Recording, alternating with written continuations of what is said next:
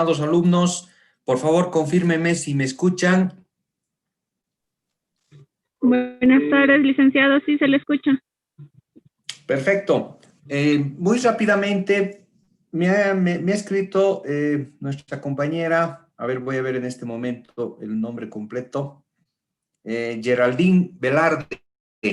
¿Se encuentra presente, Geraldine? Sí, licenciado, buenas tardes. ¿Cómo está, Geraldine? Buenas tardes. Quería 5 o 10 minutitos, por favor, ¿nos podría compartir el ejercicio que has realizado? Ya está bien, dice, a ver cómo, creo que es acá. Un momentito. Siga nomás, Geraldine. Gracias. ¿Cómo les ha ido al resto mientras Geraldine nos comparte? ¿Cómo les ha ido? ¿Han logrado concluir?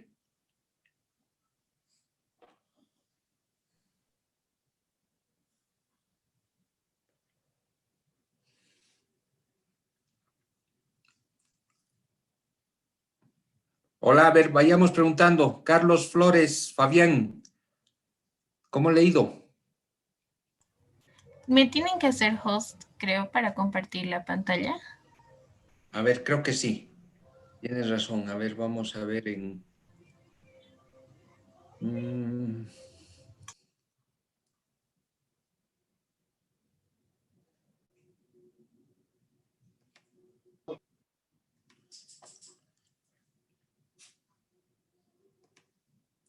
A ver, ahora sí.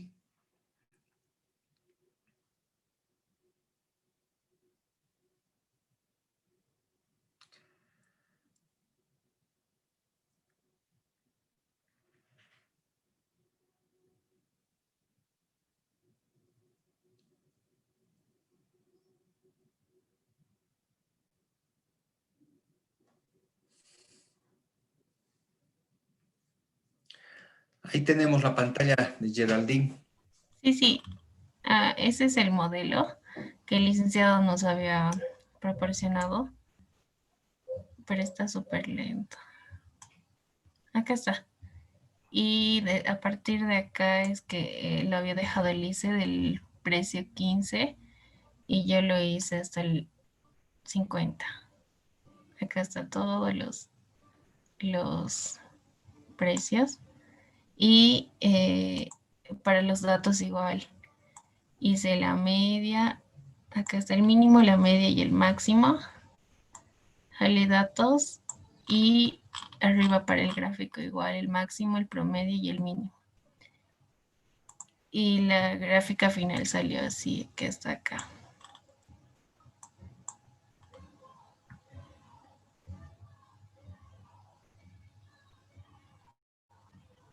No sé si me escucharon. Sí, está perfecto, Geraldine. Sí, bueno, y Esa es como la idea. podemos ver, la gráfica está más robusta, ¿no? Acá está el máximo, el promedio y el mínimo. Sí, exactamente. Mientras, como ustedes verán, mientras más trayectorias incorporamos al análisis, el máximo, el mínimo y sobre todo la media ya convergen, ¿no? Convergen a algo mucho más preciso. Cuando hicimos las trayectorias hasta 10 o 15, bueno, el ejercicio que yo lo había hecho, la media estaba en 20, 22, pero ahora está convergiendo a 23, si no me equivoco, la media, ¿no? Entonces es una media mucho más precisa, ¿no? Mucho más precisa es esa media. Sí, está bien. A ver, analizaremos la media y la media, valor máximo y mínimo. Puede volver a los datos. El máximo es 84, ¿no? El mínimo es 6.9 y el promedio es 23.3, ¿no? Lo cual nos está mostrando efectivamente que los precios de este instrumento financiero, son muy volátiles, ¿no? y son difíciles de predecir. Lo único que tendríamos que hacer es dar esta información a los tomadores de decisión y que ellos tomen una decisión. ¿Cuánto nosotros pagaríamos por ese instrumento financiero? Vamos a decir que es un activo, es un bono, no sé. Lo llamaremos genéricamente instrumento financiero. ¿Cuánto pagaríamos? En base a esto, a ver, ¿quién puede dar un criterio?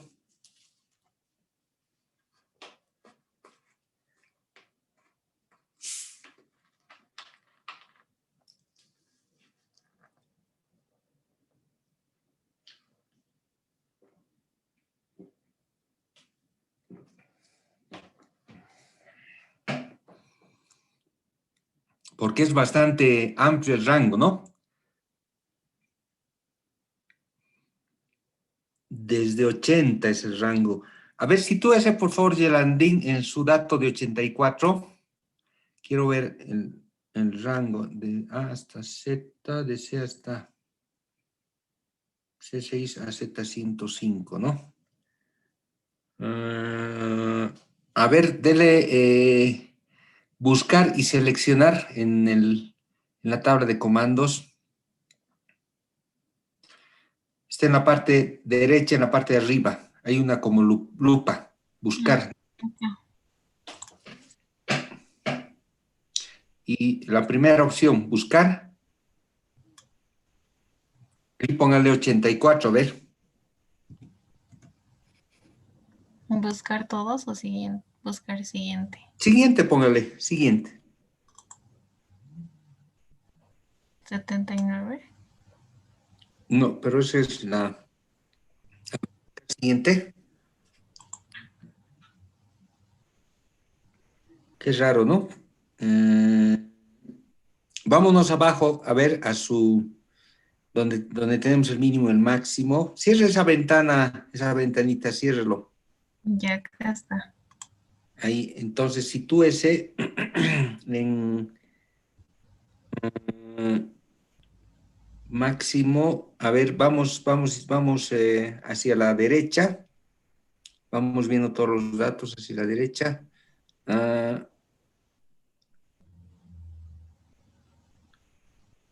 Ahí me parece que hay un pequeño error.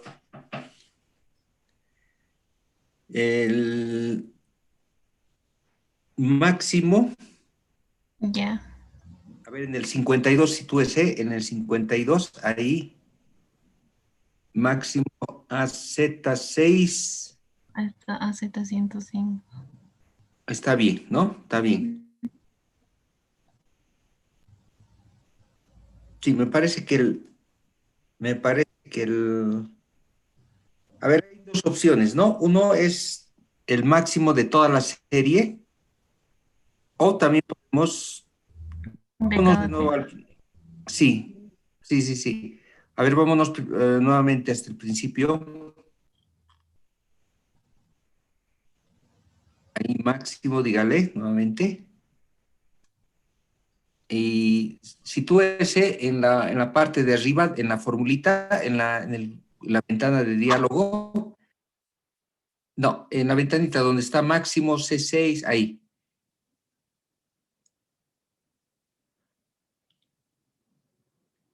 Ahí, sitúese, ahí, exacto, ese es el rango, ¿no? Me llama la atención, ¿por qué está, a ver, hasta abajo, vamos más abajo. Y no hay el valor 84, ¿no? Al parecer, porque le hemos dado buscar y solamente hay el 84 en...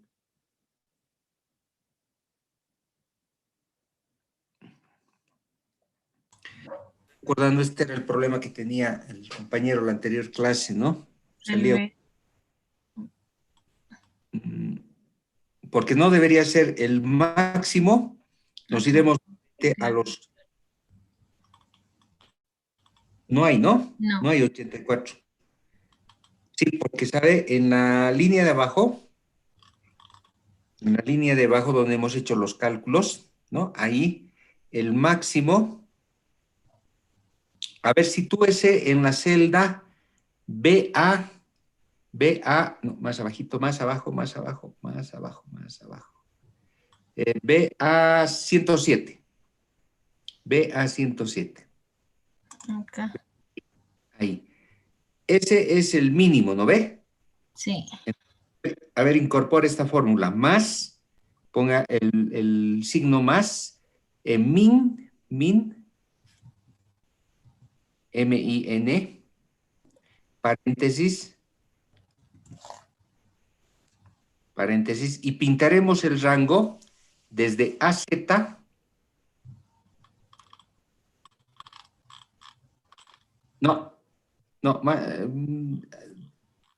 haremos la formulita donde estaba, ahí, desde AZ 107,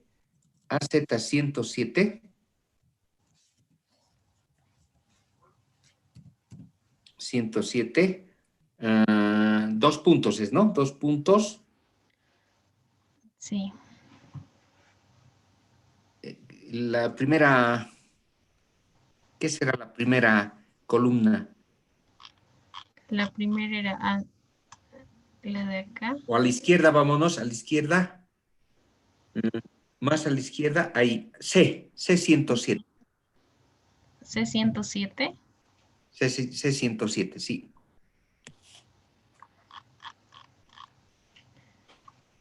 C107. Cierra paréntesis. Ya, a ver, iremos con el cursor a la mano izquierda. Con el cursor. Exacto.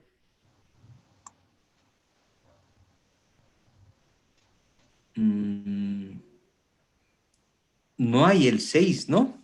No. Qué raro. Qué raro. ¿Por qué no está?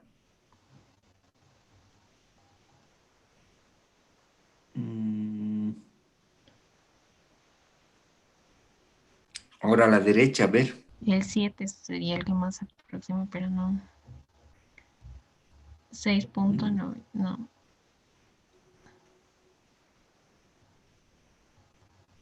A ver, más a la derecha.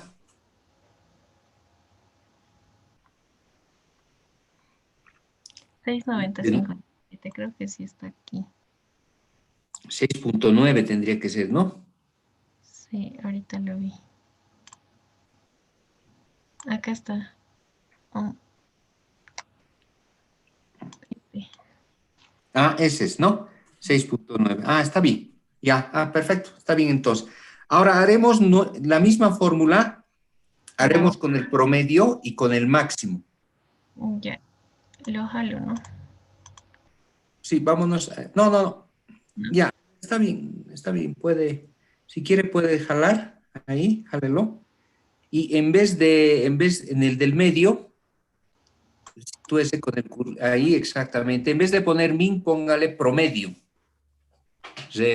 Renómbrelo, promedio, póngale.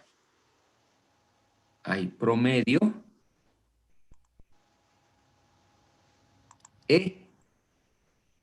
Promedio, ¿no? Promedio. Enter, ¿ya? Y el otro le pondremos max en vez de min.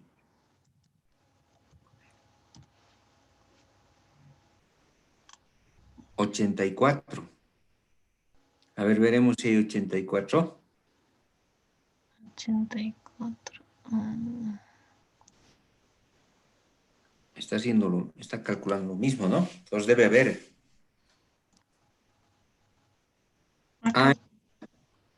Ahí está. Ahí está el valor de 84, efectivamente. Y el otro de arriba está acá, licenciado, igual. No lo hemos visto hace rato. Ya, sí, está bien entonces.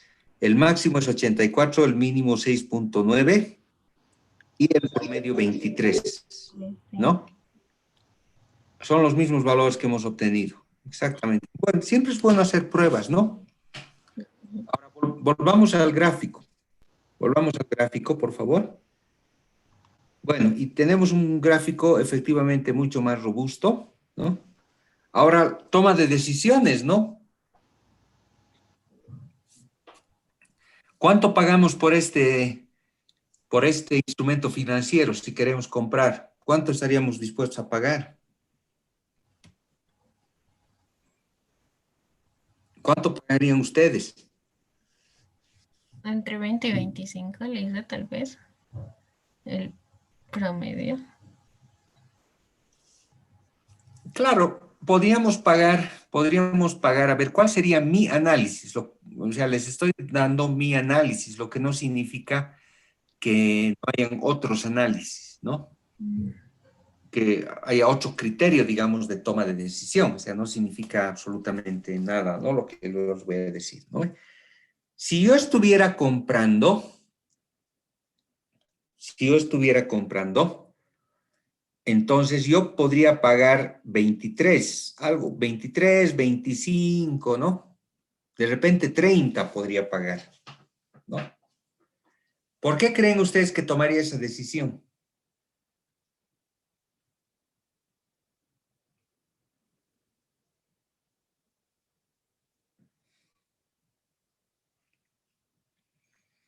¿Por qué creen que yo tomaría esa decisión? Estoy comprando, porque hay que tomar en cuenta una cosa, ¿no ve? Una toma de decisiones es pensando en que uno es comprador y el otro enfoque sería pensando en que es vendedor, ¿no ve? No es lo mismo, no es lo mismo, son diferentes objetivos y diferentes puntos de vista. Entonces, si yo fuera comprador, les digo, si yo fuera comprador, yo pagaría digamos, bueno, digamos que yo pagaría, digamos, 30, ¿no? Si el precio promedio es 23, entonces yo podría pagar 30. ¿Por qué creen que tomaría esa decisión?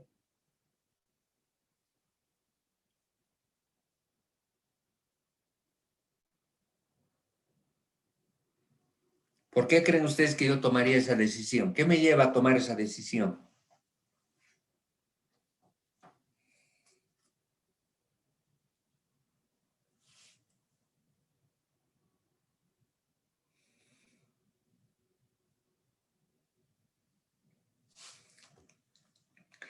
A ver, voy a empezar a preguntar. Caso contrario, a ver, si ustedes fueran compradores, ¿cuánto pagarían? A ver, vamos preguntando. Patricia Ivanka Aguirre, ¿me escucha?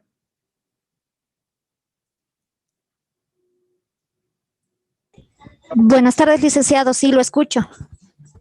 Ya, perfecto. La pregunta, si usted fuera compradora, ¿cuánto pagaría por ese instrumento financiero?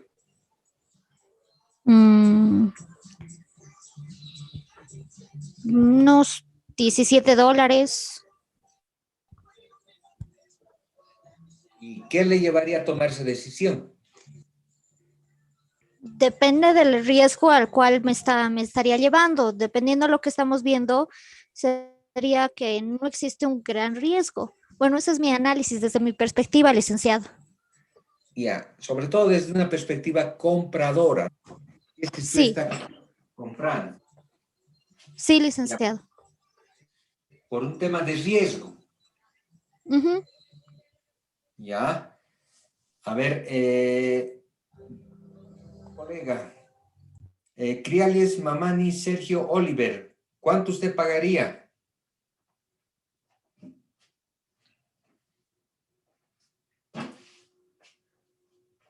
¿Me escucha, Sergio?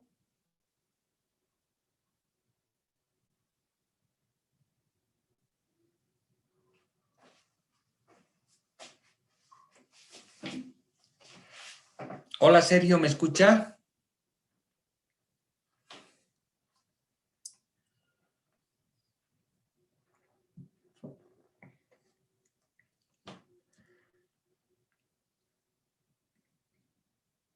Qué raro.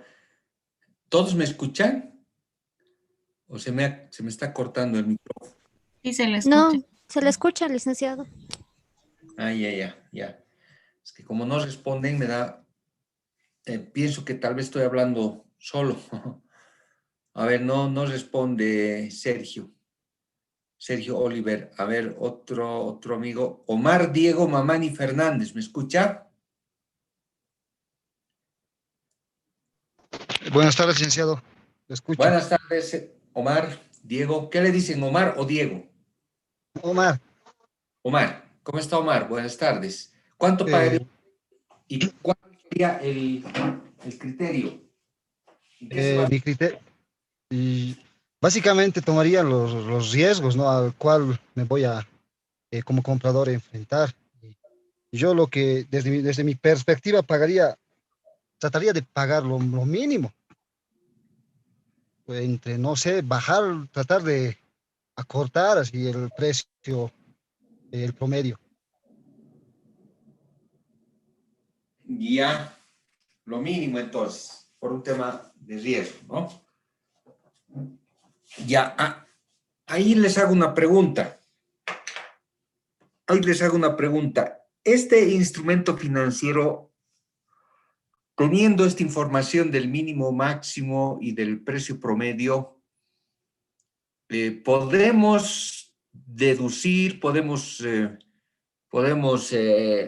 concluir de que es un instrumento riesgoso. ¿Y qué nos llevaría a esa conclusión?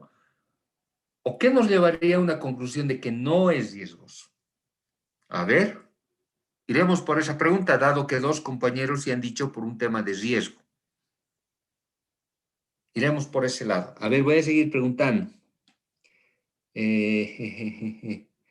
Miriam Limachi pregunta, ¿podemos establecer de que este instrumento financiero es riesgoso?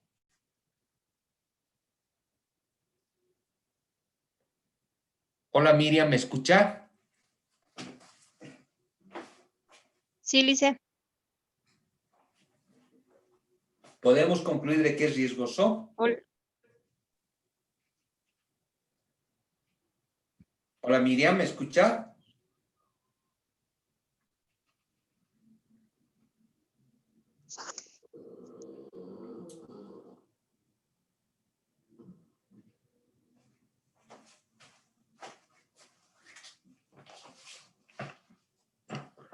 Creo que Miriam tiene problemas con el micrófono. ¿Ustedes me escuchan? ¿Todos me escuchan? Sí, Lice, se le escucha. Ya. Entonces, Miriam, ¿me escucha? Usted tiene problemas con su micrófono.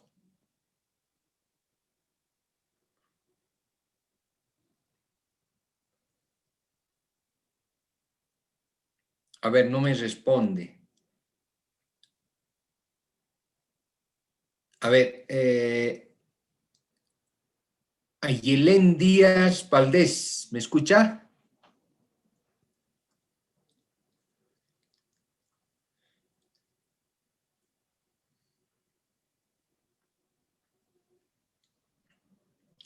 Hola, Ayelén.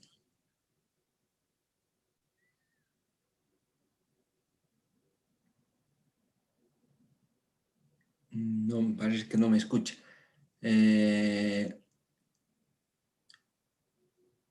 Ivonne Salas, ¿me escucha? Buenas tardes, licenciado. Buenas tardes, Ivonne, ¿me escucha? Sí, le escucho. Entonces, la pregunta es, ¿podemos establecer el nivel de riesgo de este instrumento financiero a partir de este análisis o del análisis que se ha realizado? Riesgo. Digamos que este instrumento no creo que sea riesgoso porque digamos que te da un tipo rango, lo cual digamos tú puedes ver a tu conveniencia, digamos, si vas a pagar el mínimo o el máximo, tal vez en ese sentido, licenciado. Entonces, ¿podemos o no podemos establecer el nivel de riesgo? Esa es la pregunta. Sí, yo creo que sí. Ya, entonces, ¿es más riesgoso o menos riesgoso? Creo que este instrumento te puede dar a ver, digamos que es menos riesgoso porque te da, digamos, como le dije, o digamos, un parámetro. Diré. Ya, a ver, preguntaremos al último compañero. La última pregunta y después yo les voy a dar mi punto de vista, mi análisis, ¿no? A ver. Sarina Wendy Acho Vargas, ¿me escucha?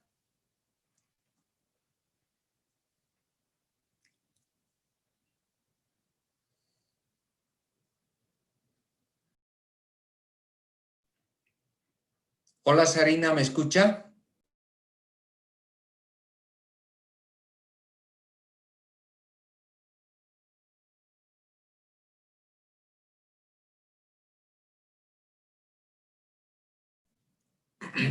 Desde la próxima vamos a habilitar las cámaras porque no quiero pensar mal, pero me parece que en algunos alumnos, ya me ha pasado en otras materias, lo dejan así enlazado y en el fondo físicamente no están participando. Entonces,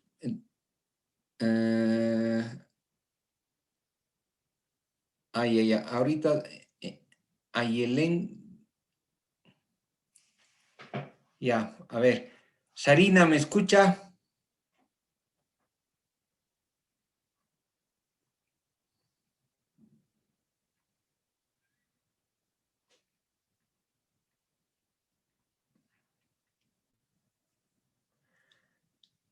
¿Tiene alguna respuesta?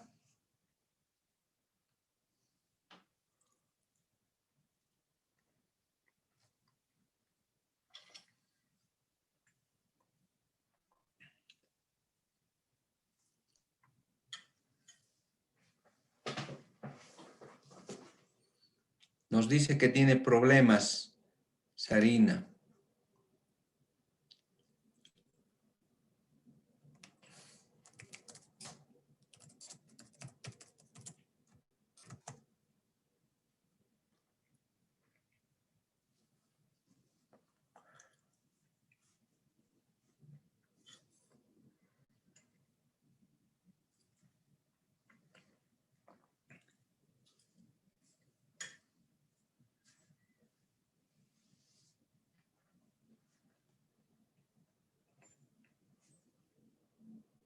Bueno, a ver, yo les comentaré cuál es mi análisis.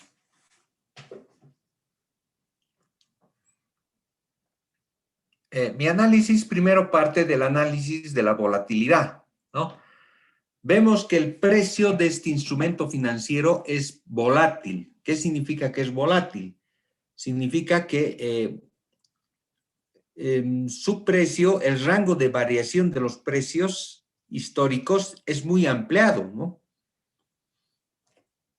Nos subiremos a ver, por favor, Geraldine, nos subiremos a la tabla, ahí, un poquito más arriba, ahí está perfecto, ahí está perfecto.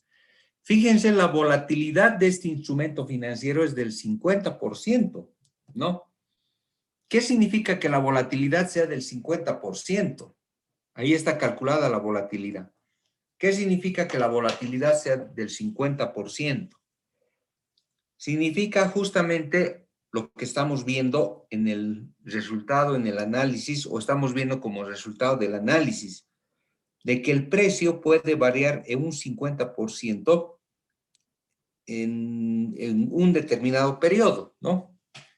Para nosotros el periodo es diario, ¿no? Es diario. Entonces, como es diario, lo que podemos concluir es de que la volatilidad de un día para el otro puede variar el precio en un 50%.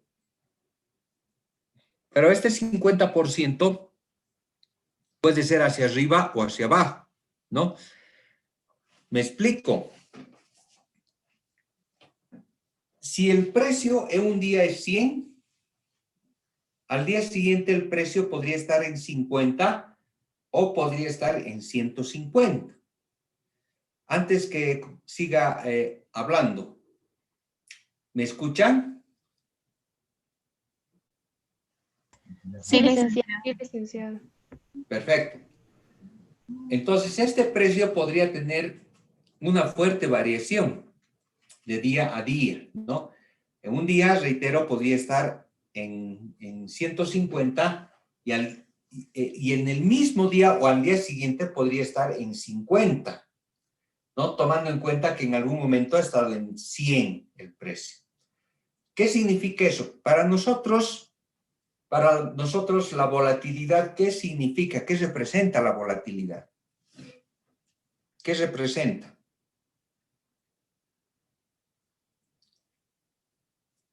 ¿Se acuerdan lo que siempre les recalco?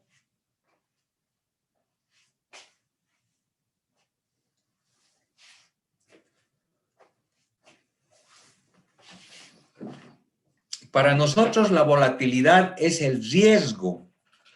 Cuando un instrumento financiero, un activo, un pasivo, lo que fuera, tiene alta volatilidad, tiene alta volatilidad, eso significa que tiene riesgo, ¿no? Tiene alto riesgo. Cuando la volatilidad para nosotros es una medida del riesgo, ¿no?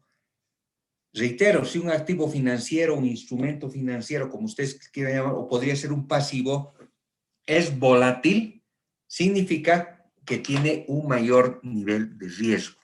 Eso es lo que significa.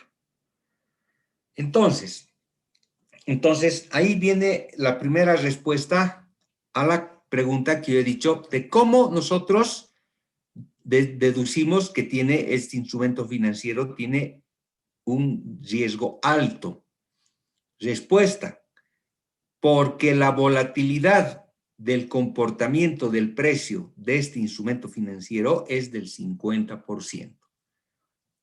Eso es alto, esa es una volatilidad alta, ¿no? Entonces, primera respuesta.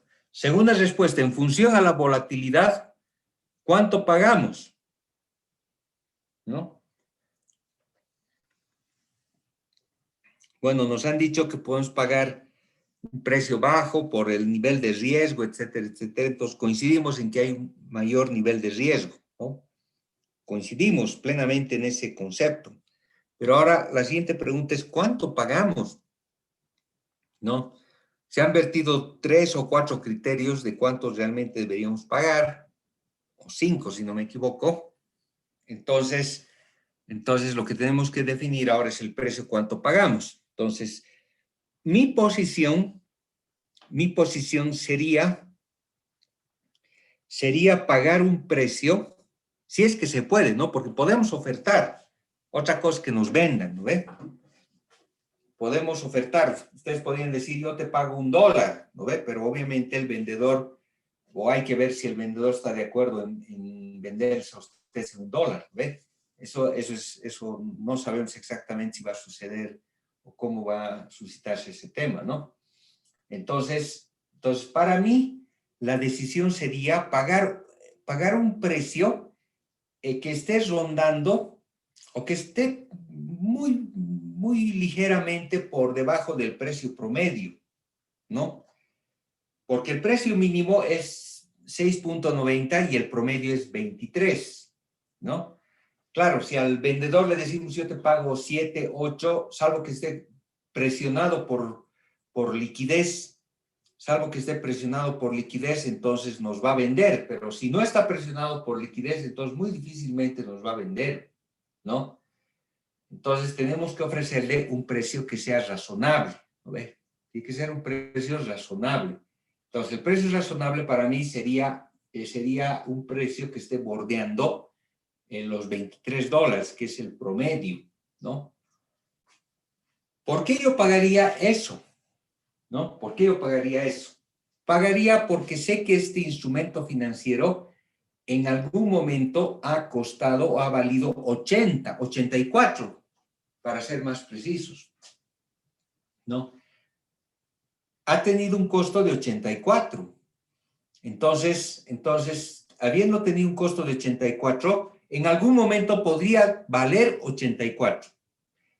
Antes de seguir, ¿me escuchan?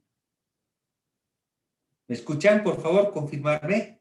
Sí, licenciado. Gracias. Entonces, ha valido en algún momento 84. Entonces, si yo pago 23, 24, 25, en algún momento yo podría arriesgarme como inversionista y pagar eso, pensando de que en algún momento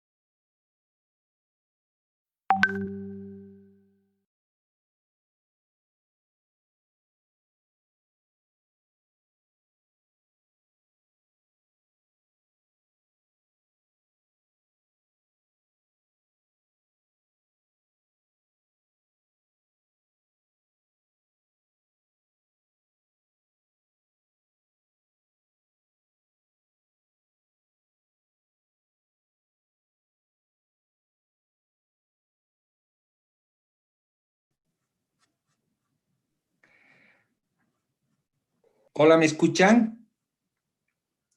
Sí, licenciado. Ya, a ver, conforme se vaya uniendo el resto de los alumnos, justo me entró una llamadita telefónica en este momento. Voy a cortar y me incorporo.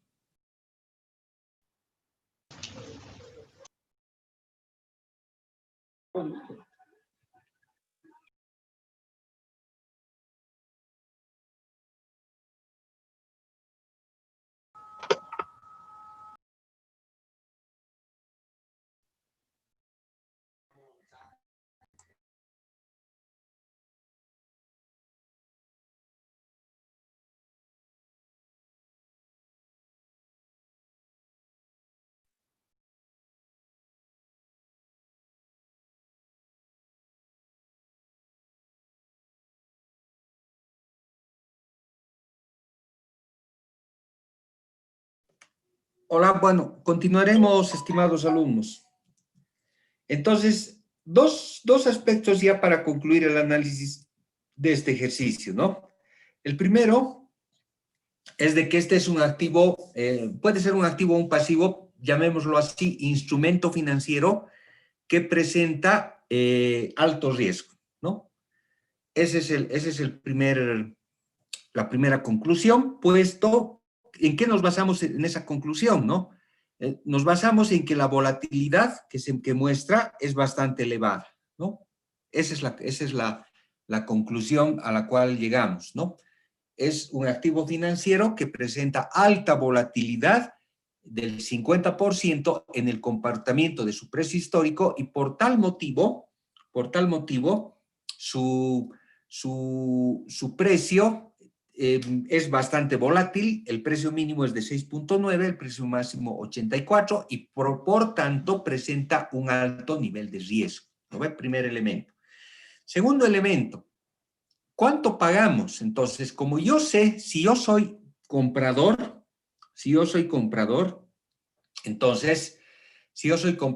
entonces, tengo que pensar en pagar el precio adecuado, el precio justo, puesto que en algún momento este activo ha valido, o este instrumento ha valido 6.90 y en algún momento ha valido 84. Entonces, ¿cuál es la decisión? Yo tengo que tomar una decisión como inversionista, ¿no ve? Entonces, la decisión que yo tomaría sería básicamente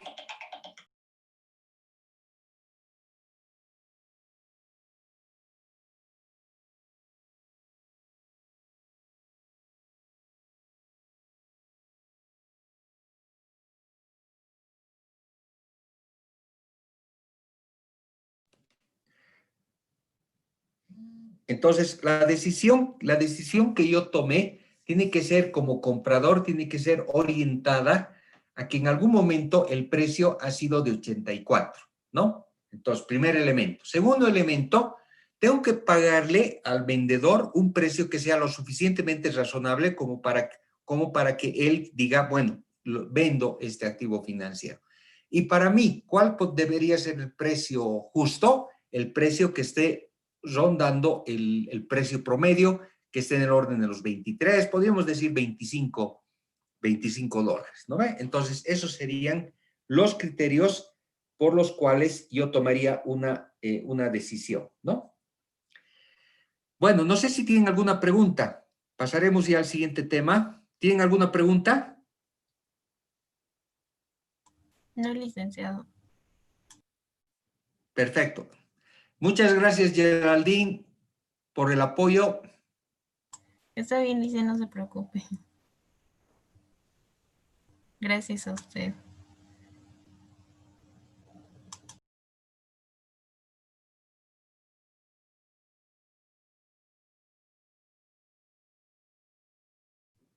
¿Pueden ver mi pantalla?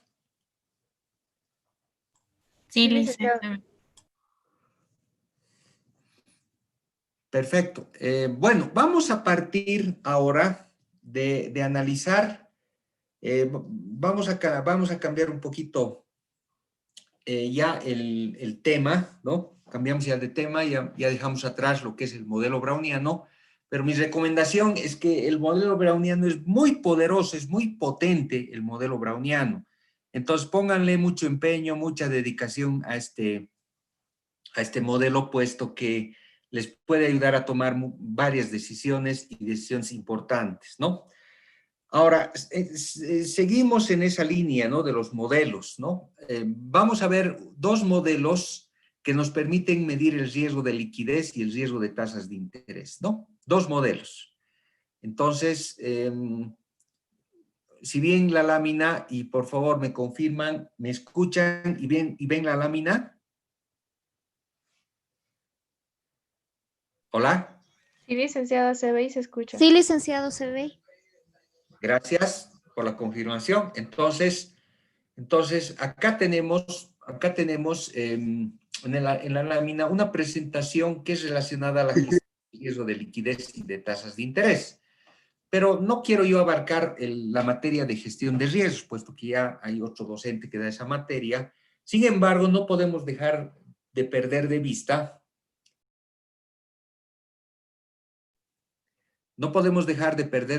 que para qué nos sirven todas las herramientas que estamos aprendiendo acá en cálculo estocástico, justamente para gestionar los riesgos, ¿no? No hay que perder de vista ese objetivo. Todo lo que estamos aprendiendo, reitero, nos sirve para gestionar los riesgos.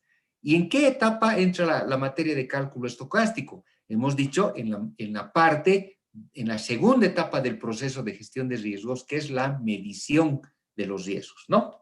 Entonces, no podemos dejar de lado lo que es la gestión de riesgos, no podemos dejar de lado lo que es la medición de riesgos y abstraernos de todo ese marco de análisis, ¿no? Entonces, para ver, ya hemos visto modelos para los precios, hemos visto modelos para riesgo de crédito, ahora vamos a ver modelos para riesgo de liquidez y tasas de interés. ¿Se acuerdan ustedes cuál era el modelo que nos permitía medir el riesgo de crédito?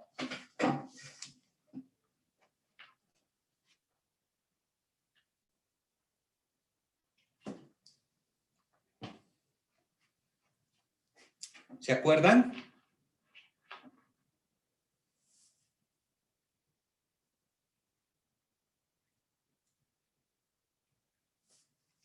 El modelo que nos permitía o que nos permite medir el riesgo de liquidez es el modelo Logit. Ese es el modelo que nos permite medir el riesgo de liquidez. ¿No ve? ¿Se acuerdan del modelo Logit?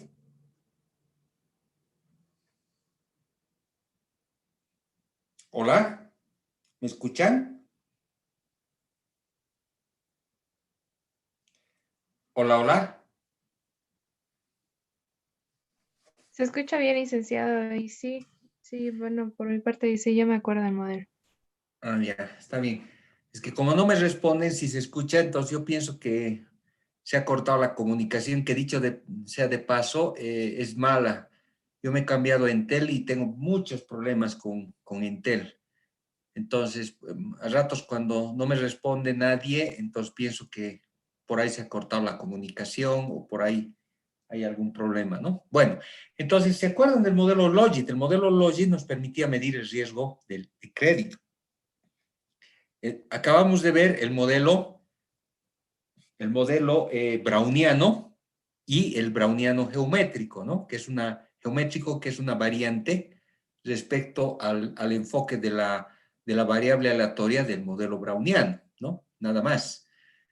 Este nos permite medir el riesgo de precios de un instrumento financiero, ¿no? Ahora entramos a ver lo que son modelos para la medición del riesgo de liquidez y del riesgo de tasas de interés, ¿no ve?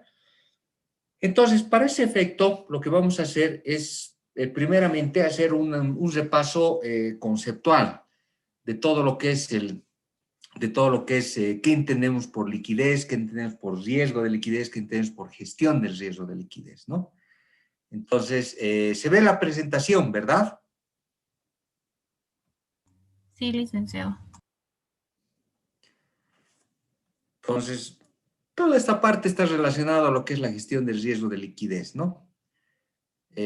Tal vez para recordar, las etapas del proceso de gestión del riesgo de liquidez y de cualquier riesgo en general son las de identificación, medición, monitoreo, control, mitigación, divulgación, ¿no? Tenemos lo que es la identificación, tenemos las herramientas de identificación y tenemos también las herramientas de medición del riesgo de liquidez. Y aquí es cuando entramos con la materia cálculo estocástico, hemos dicho, ¿no ve? Entramos nosotros a la etapa de medición, ¿no? Ahí es cuando entramos nosotros como materia de apoyo, que es cálculo estocástico, ¿no? ¿Qué significa la medición? Significa la cuantificación, significa establecer posibles impactos. No entiendo. Hola, hola. Ya.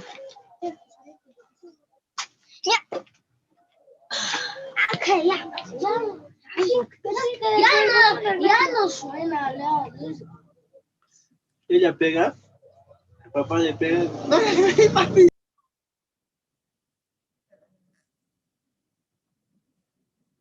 He desactivado el micrófono de Doris. Doris estaba con el micrófono encendido. Bueno, decíamos que por medición vamos a entender lo que es la cuantificación, lo que es el establecimiento de potenciales impactos, determinación de requerimientos futuros de liquidez, ¿no? Aquí vamos a centrarnos de manera inicial en lo que es la medición del riesgo de liquidez. Posteriormente vamos a ver la medición de lo que es el riesgo de tasas de interés y cuáles son las herramientas idóneas para medir ambos riesgos, ¿ve?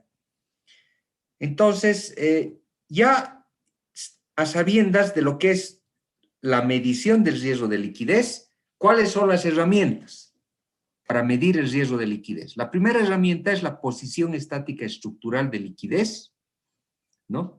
Esto es básicamente un ratio, ¿no? Ratio de activos líquidos sobre pasivos de corto plazo. También tenemos la segunda herramienta, que es el valor en riesgo de liquidez, ¿no? Que es el análisis de brechas. La tercera herramienta es el VaR por simulación de Monte Carlo. Y la cuarta son las proyecciones del flujo de caja. Entonces, son las 4 herramientas que nos permiten medir el riesgo de liquidez. ¿Cuáles vamos a ver? ¿Cuáles vamos a ver con ustedes? No vamos a ver todo porque sería un poco anticiparnos a lo que ustedes van a ver en lo que es gestión de riesgos, van a ver gestión de riesgo de liquidez, entonces ahí van a poder ver más en detalle todas estas herramientas, ¿no? Acá solamente vamos a ver las herramientas que hacen a la materia de cálculo estocástico. ¿Y cuáles son esos métodos? Son, primero, el VaR de liquidez, el análisis de brechas, y podemos ver el análisis de simulación de Monte Carlo, ¿no? Esos dos. No vamos a ver proyecciones de flujo de caja, no vamos a ver posición estática estructural de liquidez, ¿no? No vamos a ver ninguna de esas dos, ¿no? Toda esta parte la voy a pasar y me voy a centrar en esta lámina, ¿no? En esta lámina. Dice esquematización del proceso de gestión del riesgo de liquidez en la etapa de la medición, ¿no? En la etapa de la medición. ¿Cómo medimos el riesgo de liquidez? El riesgo de liquidez se mide a través de brechas y a través de ratios. ¿Qué es una brecha? Una brecha ¿cómo se determina una brecha? ¿O qué es una brecha? Una brecha es también se denomina los gaps, ¿no? Pero por brecha también entendemos que es una distancia entre dos variables, ¿no? En este caso, ¿cuál es la distancia entre activos y pasivos? Esa es la brecha, ¿no? Si el activo es 100 y el pasivo es 50, ¿cuánto es la brecha? La brecha es 50, distancia entre activos respecto a los pasivos, ¿no? ¿Cuáles son los ratios? Los ratios son activos dividido entre los pasivos, ¿no?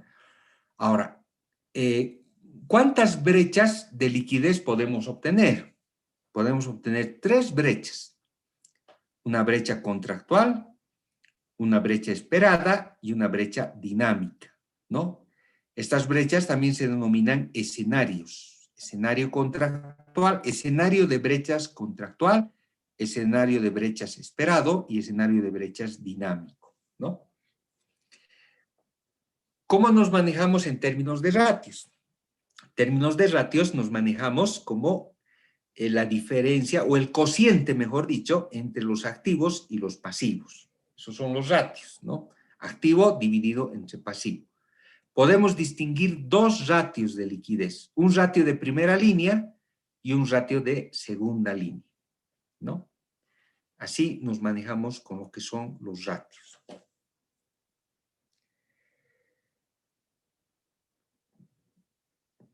Si ustedes se fijan en la parte un poco más abajo del primer recuadro, tenemos los ratios, son calculados a través del análisis de volatilidad de las fuentes de fondeo, ¿no? ¿Dónde se origina el riesgo de liquidez? El riesgo de liquidez se origina en las fuentes de fondeo. Ahí es donde se origina el riesgo de liquidez, ¿no? Entonces, en la medida en que la volatilidad de las fuentes de fondeo sea elevada, seguramente vamos a estar expuestos en mayor grado a un riesgo de liquidez, ¿no? Ahora, aquí les hago una pregunta. ¿Cómo hacemos la analogía de cuando estuvimos analizando el tema del precio de ese instrumento financiero, ¿no? ¿Cómo hacemos analogía con lo que acabo de mencionarles? ¿Cómo hacemos la analogía? Volatilidad alta del precio del instrumento financiero, alto riesgo, ¿no ven? ¿Están de acuerdo?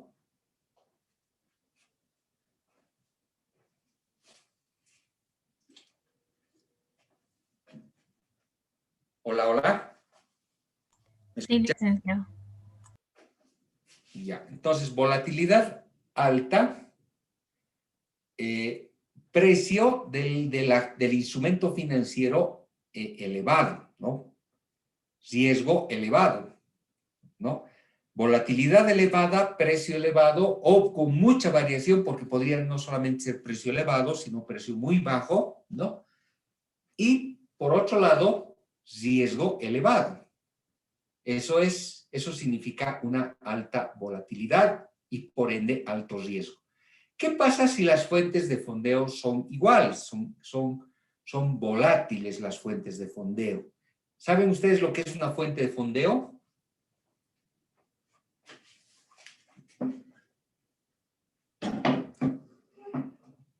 Hola, a ver, ¿quién se anima a decir qué es el fondeo? Si no, vamos a preguntar también, a ver. No se olviden, a partir del día lunes con cámaras, por favor. A ver, ¿qué es una fuente de fondeo?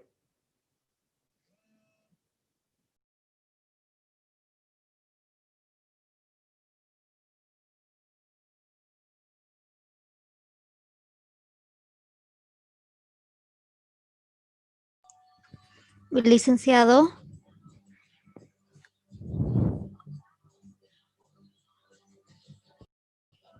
licenciado, ¿me escucha? Hola. Sí, le escucho, sí, le escucho. Y ya, bueno, creo que son el origen de los ingresos que genera un respectivo proyecto. Puede ser pagos del usuario, o como son tarifas, o pagos del Estado, que son por los impuestos, o una combinación de ambos. Ya, perfecto. A ver, yo les voy a decir a grandes rasgos. Siempre les voy a preguntar primero a ustedes qué entienden. Si no entienden, entonces mi deber es explicarles, ¿no ve? Cuando hemos iniciado, no recuerdo bien si he sido explícito, no recuerdo si he sido explícito, pero hemos dicho que todos los ejercicios, todo el enfoque, lo vamos a hacer en términos del sistema bancario, ¿no ve? En términos del sistema bancario, ¿no? Y claro, si pensamos en el sistema bancario, aunque no necesariamente de manera exclusiva, lo que les voy a comentar se circunscribe en el sistema bancario, ¿no? Porque fuentes de fondeo la tenemos todos, ¿no? Si ustedes agarran y dicen, me voy a prestar, voy a tener un crédito bancario, es una fuente de fondeo, ¿no? Es una fuente de fondeo. Un crédito bancario es una fuente de fondeo, ¿no? Pero para un banco, la fuente de fondeo, ¿cuál es? ¿Cuáles son las fuentes de fondeo? Las fuentes de fondeo para un crédito, para una entidad bancaria, las fuentes de fondeo son las cajas de ahorro, son los depósitos a plazo fijo y algunos financiamientos que tiene con algunos bancos y entidades de financiamiento, ¿no? Esas son las fuentes de fondeo. Entonces, tomando en cuenta esos conceptos, si hay volatilidad en las fuentes de fondeo, ¿no? Ahora, ¿para qué nos sirve este fondeo en los bancos? ¿Para qué nos sirven las cajas de ahorro? ¿Para qué nos sirven los depósitos a plazo fijo? ¿Ustedes tienen alguna caja de ahorro en algún banco?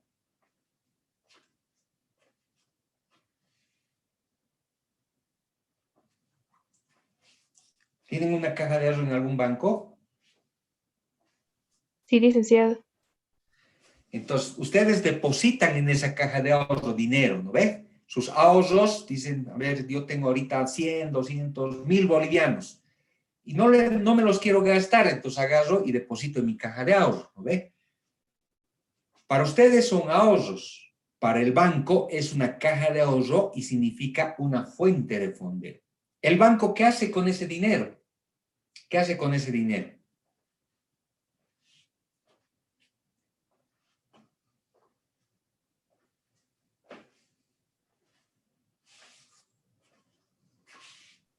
Licenciado, lo puede invertir en otros proyectos que, bueno, le van a rendir otra tasa de interés mucho más alta.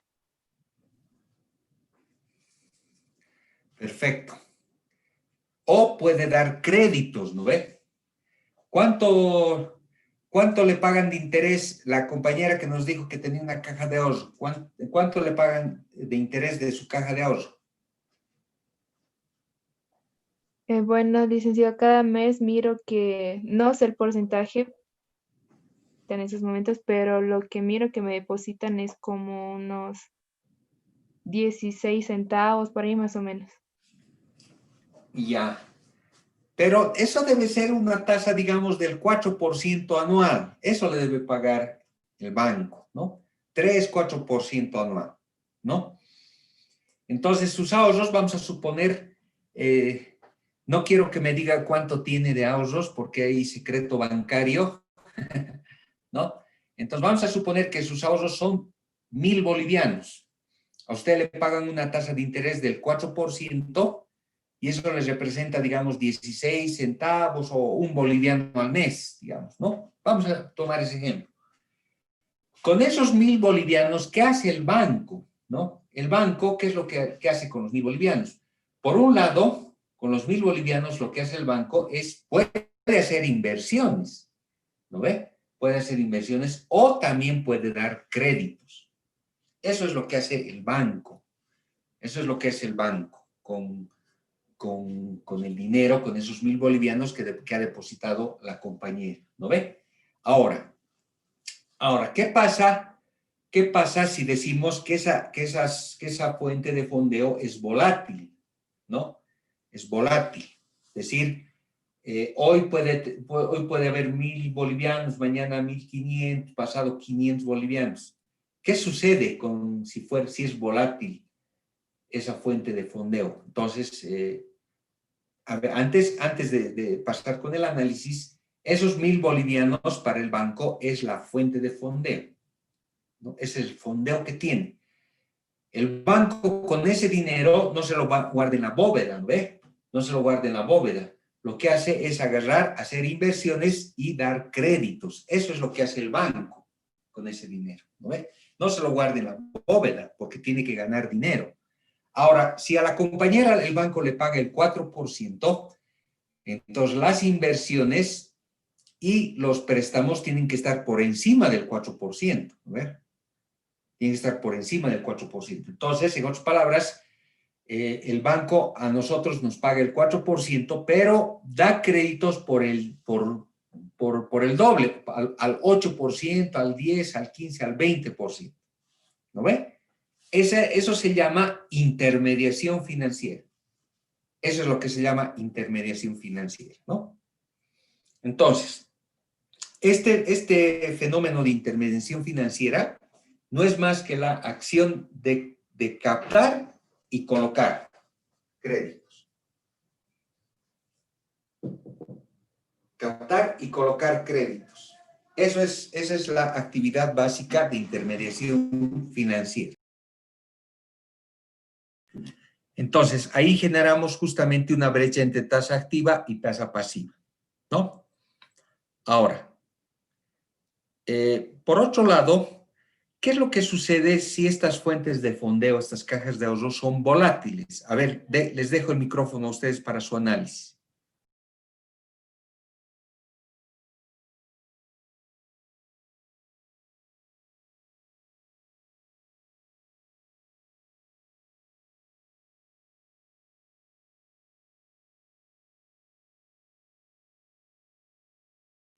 A ver, ¿quién se anima a hacer el análisis? ¿Qué pasa si estas fuentes, qué pasa en el ejemplo que teníamos anteriormente de los 1.000 bolivianos que ha depositado la compañera? ¿Qué pasa si esa fuente es volátil, no? ¿Qué significa que sería volátil esa fuente de fondeo? Significa que la compañera mañana podría retirarlo, podría depositar más, etcétera, etcétera. A ver, su análisis, por favor.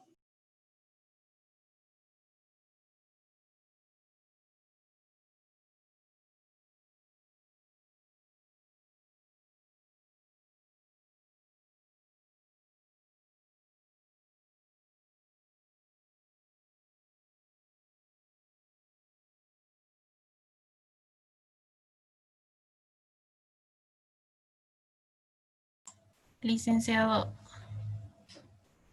Ya, adelante. Bueno, según mi análisis, yo creo que generaría el riesgo de liquidez, lo que es la volatilidad y también la pérdida de confianza que habría entre las personas y el sistema financiero al no saber si la tasa de interés va a estar alta o baja por el tema de la volatilidad. A ver, otro análisis complementario. Está por buen camino.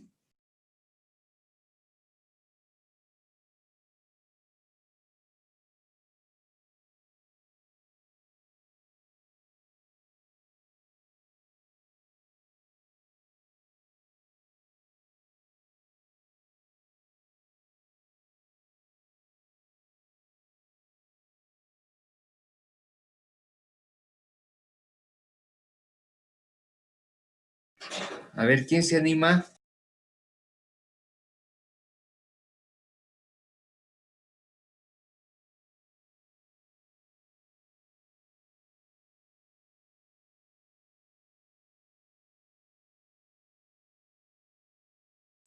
A ver, ¿quién más? ¿Quién más?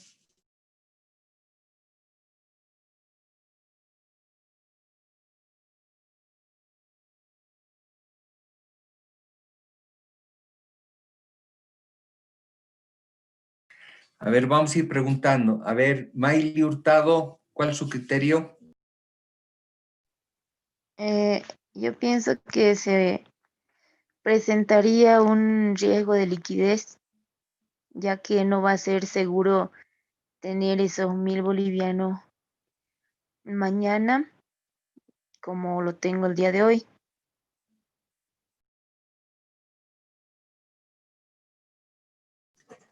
Ya, a ver, Rafael Guarachi.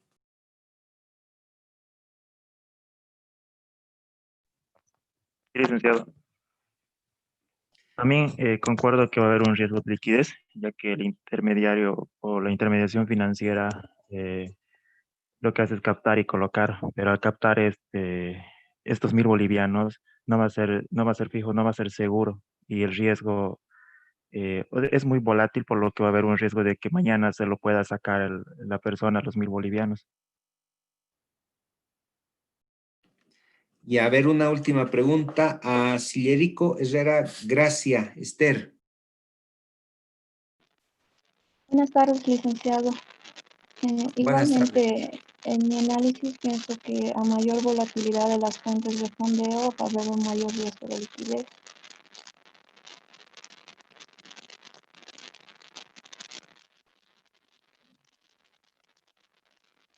Como dijo el compañero, no hay la certeza de que el día de mañana la persona decida retirar su dinero y por lo tanto en la entidad financiera ya no tendría liquidez dado que tal vez ha emitido algún crédito, ¿no?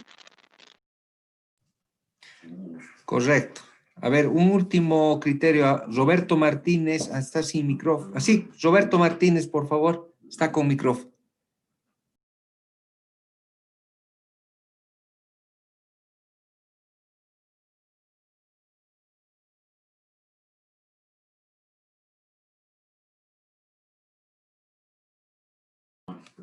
Roberto, ¿me escucha?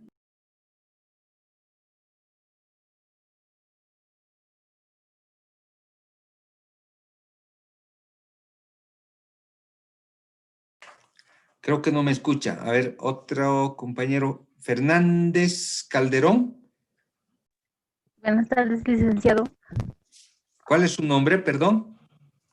Irma, licenciado. Irma Fernández Calderón. Ah, ya. Bueno, mi criterio sería que se genera lo que es un riesgo de liquidez, pero también tengo entendido de que los bancos pagan una tasa de encaje legal para prevenir, ¿no? Lo que es los retiros no previstos, para prevenir los retiros no previstos y no arriesgarse a un riesgo de liquidez, licenciado. Bueno, estamos por buen camino, les decía, dentro del marco del análisis, ¿no? Entonces, tal vez para redondear todo lo que ustedes han mencionado, si las fuentes de fondeo son volátiles, es muy probable que los bancos no tengan dinero, ¿no? Para prestar. Y esa es justamente la actividad principal que realizan, ¿no?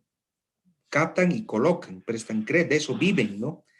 Entonces, si las fuentes de volatilidad, de las fuentes de fondeo son volátiles, entonces puede ser que en un momento tengan harto dinero, ¿no? Pero en algún momento puede ser que ese dinero sea retirado, ¿no? Entonces, ahí justamente se origina el riesgo de liquidez y los bancos puede ser que no tengan fondos para continuar prestando, ¿no? Está bien el análisis, pero tal vez habría que puntualizar, ¿no? Entonces, a ver, para ir concluyendo, veamos algunos otros conceptos.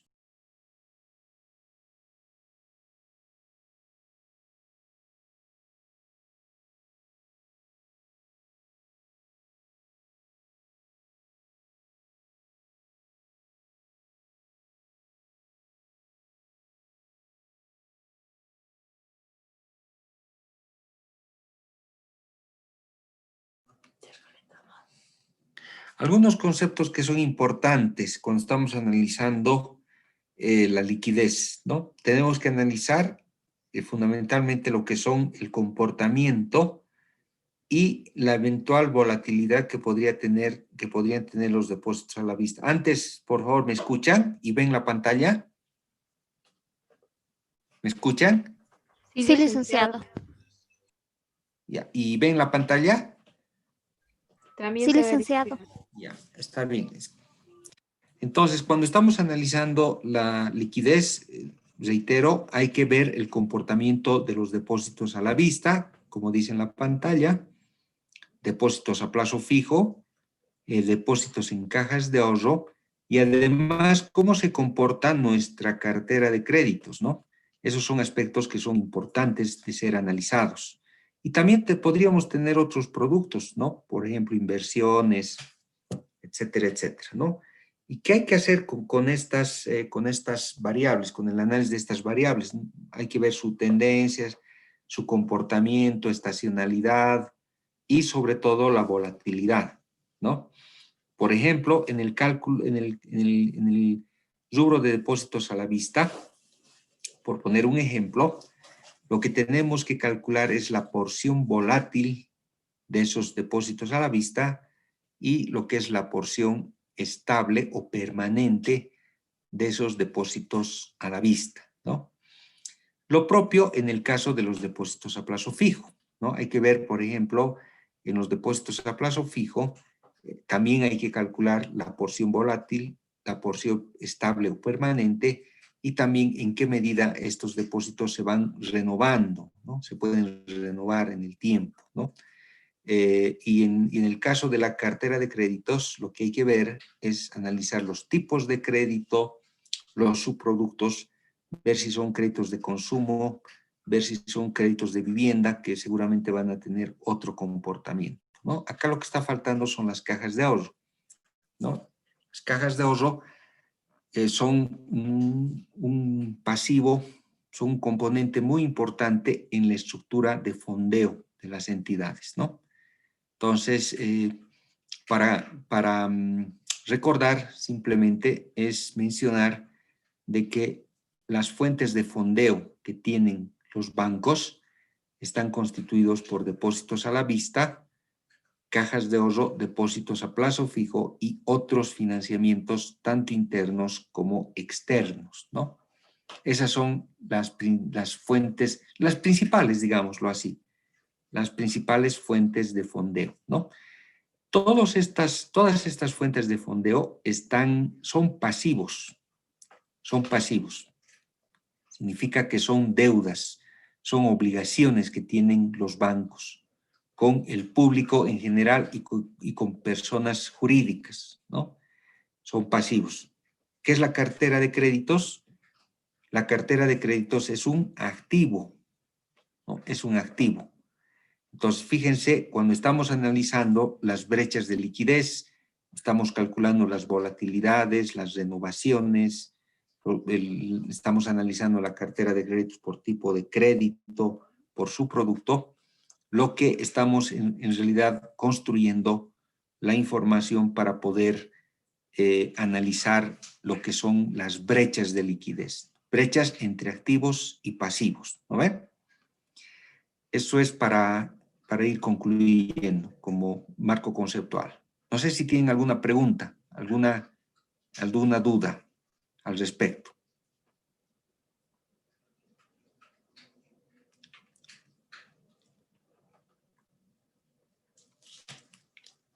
¿Alguna pregunta?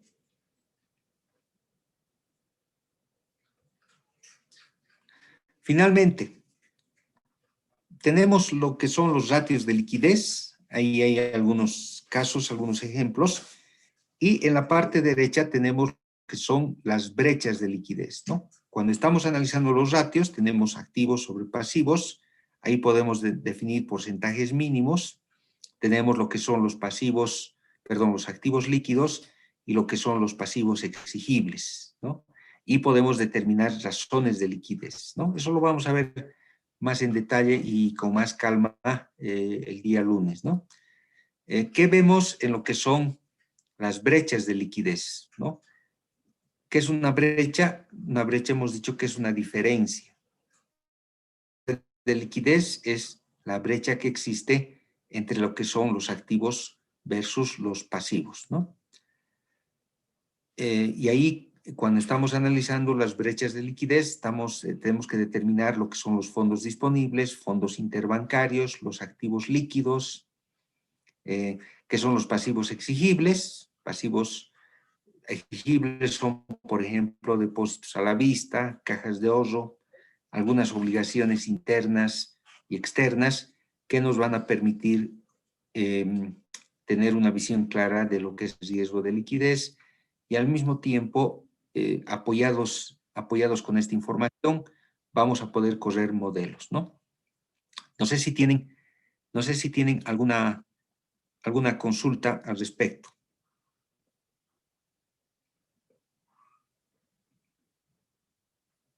Ninguna, licenciada. Bueno, entonces quedaremos ahí, nos vemos el día lunes a las 8:30.